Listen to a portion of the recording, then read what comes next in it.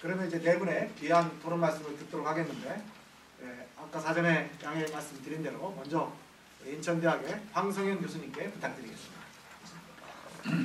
예, 제가 먼저 말씀드리고 또 좀 일찍 가야 돼서 죄송한데 처음에 연락 오셨을 때부터 제가 이렇게 말씀드렸기 때문에 좀 양해해 주셨으면 감사하겠습니다. 오늘 이 토론회 구성을 보니까 일단 패널 토론자를 이렇게 보니까 최근에 거의 뭐 한 1, 2주에 한 번씩 이렇게 보는 이렇게 분들에 대해서 좀 오히려 아쉬운 점은 좀 다른 시각을 가지신 분들, 좀 반대되는 시각을 가지신 분들하고 다양하게 구성됐으면 좀 더 좀 토론을 더 활성화할 수 있었을 것 같은 그런 생각이 들었고요. 또 뭐 한 가지 그 경실련 단짧게 말씀드리면 제가 2009년에도 여기 토론회 한번 왔었고요. 이 예산안 토론회가 사실은 굉장히 국민들한테 중요한 건데 생각보다는 홍보도 좀 잘 안 되고 참여도도 좀 낮은 것 같습니다. 기왕이면 뭐 경실련이 이끌어가는 여러분들이 계시니까 같이 이렇게 모여서 좀 더 이렇게 활성화되는 분위기에서 토론할 수 있으면 더 좋겠다는 그런 말씀을 드립니다. 자, 제가 뭐 이번 정부 들어서 감세 정책 또 이번 정부의 재정 기조가 잘못된다. 아까 저는 거꾸로 간다는 그런 표현을 많이 썼었는데 하여튼 그런 비판을 계속하고 있는데 지난 2009년도 토론에서도 그랬었고 하여튼 계속 주기차게 같은 얘기를 하고 있습니다.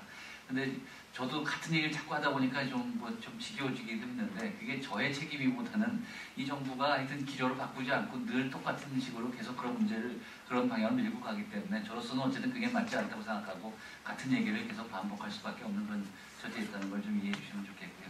저는 주로 거시적인 측면에서 특히 요즘 복지 얘기가 많이 나오고 하니까 또 전반적인 감세 정책의 문제라든지 복지의 재원 조달 방안이라든지 이런 거대 담론에 대해서 좀 말씀을 드리겠습니다.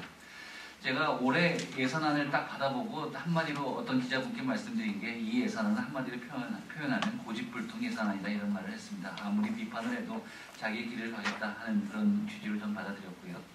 제가 최근에 어떤 논의를 할 때 늘 그 조세부담률이라는 수치를 가지고 많이 얘기를 합니다. 그러니까 조세부담률이라는 것 자체가 이제 조세 액수를 GDP에 대한 비율로 나눈 건데 이 수치 하나를 가지고 얘기를 하면 우리가 어떤 당국자나 뭐 정책하는 사람들이 앞으로 어떤 방향으로 나갈지에 대해서 그 수치 하나로 판단이 될 수가 있다고 생각합니다.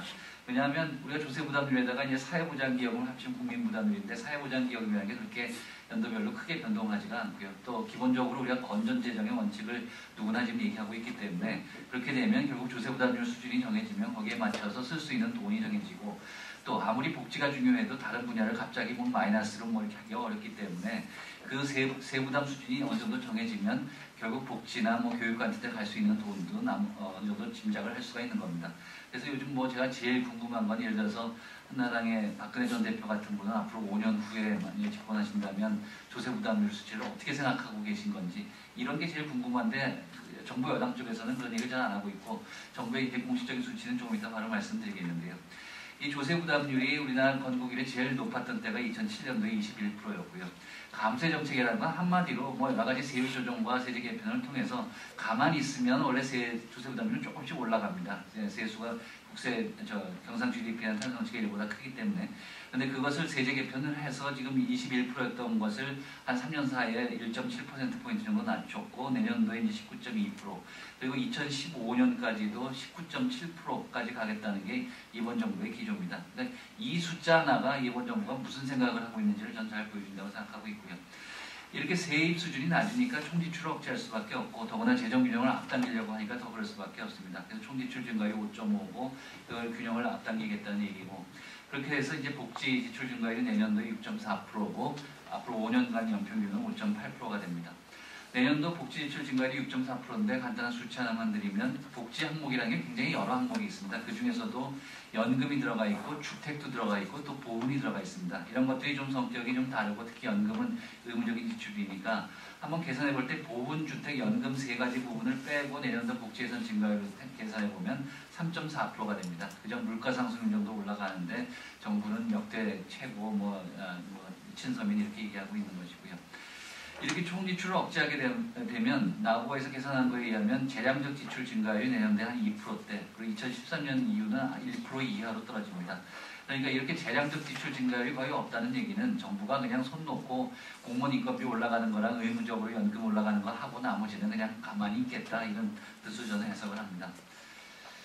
자, 정부가 얘기하는 거는 복지 지출 비중이 역대 최고다. 뭐 그런 얘기들을 많이 하고 보수 언론들에서 주로 그런 것들을 언론에 내세웁니다. 그런데 예산 항목들이 가끔 마이너스 항목이 있지만 대부분은 그래도 우리가 경제가 성장하기 때문에 플러스이기 때문에 사실 복지뿐만 아니라 절대 규모는 모든 항목이 역대 최고고요. 그다음 재정 지출 비중 중에서 최고라는 것은 지출 분모를 이렇게 억제하고 분자는 의무적으로 늘어나는 것이 많기 때문에 자연 증가 부분 포함해도 역대 최고가 될 수밖에 없습니다. 근데 그걸 자꾸 정부는 내세우고 홍보한다는 게 문제고요. 그리고 이런 얘기들을 아마 제가 아마 제일 먼저 했을지도 모르고 아주 간단한 논리인데 이제 여러분들이 이 복지 이런 방향 보실 때 이 수치 하나를 얘기할 수가 있습니다. 그러니까 내년도에도 성장률이 경상 성장률이 7.6%인데 복지 지출이 6.4%죠. 국가재정운용계획상도 경상 성장률은 한 7점 몇 %고 복지는 5.8입니다. 그러면 우리가 다른 나라하고 선진국하고 비교할 때 GDP 대비 복지 지출 비중을 얘기하지 않습니까? 그럼 간단한 산수를 해보면 밑에 분모가 경상 GDP고 분자가 복지 지출이면 분모가 더 빨리 증가하면 그 비중은 줄어들 수밖에 없습니다. 분모가 더 빨리 증가하면 그 숫자가 작아지는 거죠.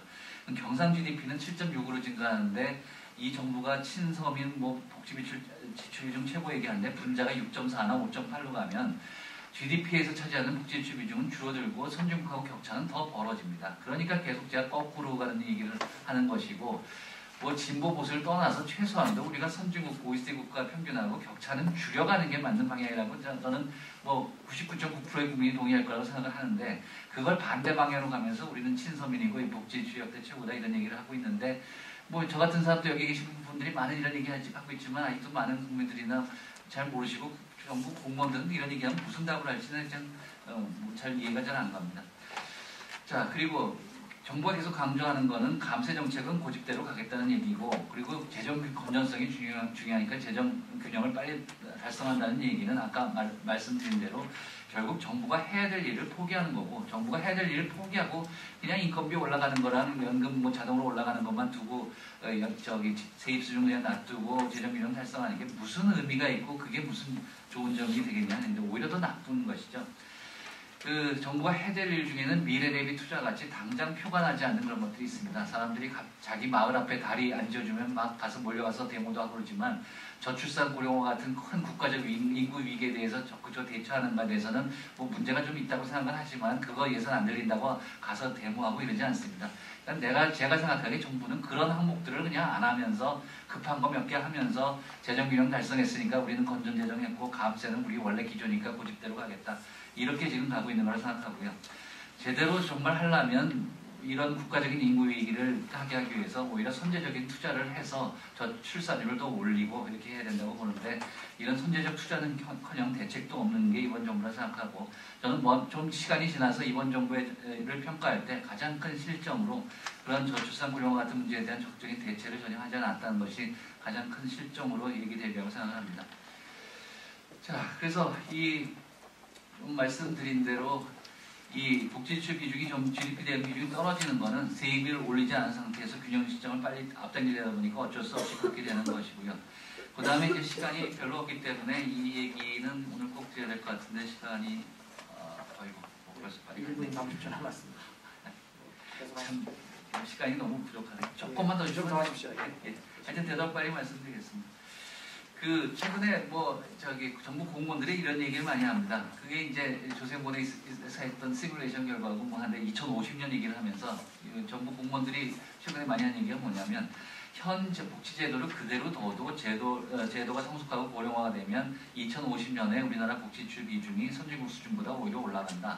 그리고 또 하는 얘기가 뭐냐면 그렇게 가서 복지지출 비중이 늘어나기 때문에 지금 복지를 안 늘려도 2050년 되면 그렇게 되면서 국가 채무의 비율이 140%가 된다. 이런 얘기를 합니다. 그래서 늘 복지 함부로 늘리지 마라. 좀 겁주는 얘기들을 하고 다닙니다.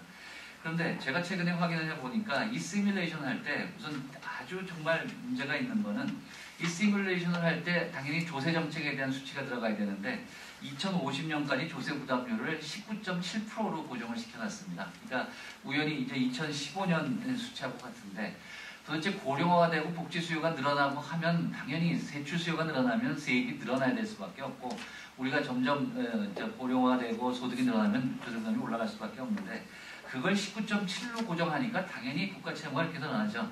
근데 이제 보고서를 자세히 보면 조세 부담률을 2050년까지 한 23.7%까지 올리면 국가채무 비율이 60%까지 떨어지고 이런 얘기가 있는데 이런 얘기는 하나도 안 하고 그러니까 오히려 이 얘기가 보여주는 거는 그 보고서는 제가 해석하기에 우리가 고령화가 되고 하면 국가 채무가 이렇게 140% 안 되고 그저 60%뭐 이 정도 수준하려면 조세 부담률을 한 23.7까지는 가야 되고 또 국가 채무를 30%까지 낮추려면 25%대까지 가야 된다. 보통 많은 사람들이 그 정도를 생각을 합니다. 그렇게 되기 때문에 사실 별 문제가 없다는 거고 오히려 이번 정부가 거꾸로 가는 감세 정책을 한 게 문제고 이렇게 고집불통으로 조세 부담률을 안 올리겠다는 게 문제인 건데 정부 당국자는 이 자료를 가지고 그 얘기는 하나도 하지 않고 지금의 제도만 있어도 성숙하면 국가 채무가 복지 지출이 이렇게 늘어나고 국가 채무 비율이 140%가 된다는 거 하면서 겁주는 얘기를 하고 다닌다는 얘기입니다. 이건 좀 많이 세상 사람들이 많이 알아야 되는 거고요. 정말 정부의 잘못된 태도입니다.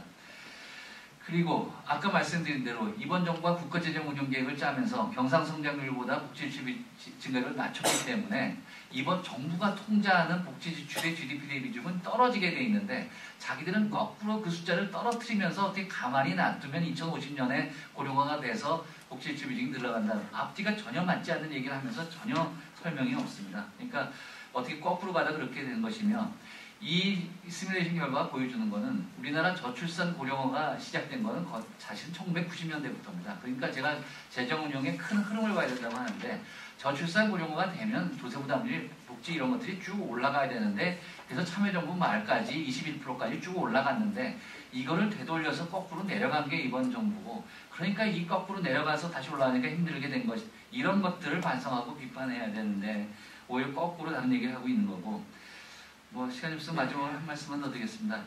뭐 이 보통 보수적인 시각을 가진 분들이 우리는 아직 선진국이 아니고 뭐 이런 얘기를 하고 있는데 제가 최근에 이 통계를 많이 얘기합니다. IMF 기준으로 구매력 평가 기준으로 평가를 하면 34개 OECD 국가 중에서 우리나라는 재정 소득 규모가 8위가 되고요. 34개 중에 8등이고 1인당으로 따져도 19등입니다. 근데 우리 앞에 있는 독일, 영국, 프랑스, 일본이 다 14위에서 18위입니다. 대체로 구매력 평가 기준으로 1인당으로 따져도 우리는 이미 OECD 중간 수준 정도 됐고 전체 규모는 오히려 더 앞쪽에 있고요. 당연히. 이런 수준인데 제가 이런 표현을 쓰죠.